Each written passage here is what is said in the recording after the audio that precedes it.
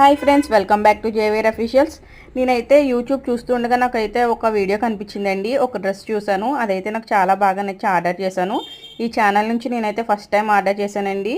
But trusted అని reviews అవి చూసి నమ్మి డ్రెస్ అయితే ఆర్డర్ చేశాను.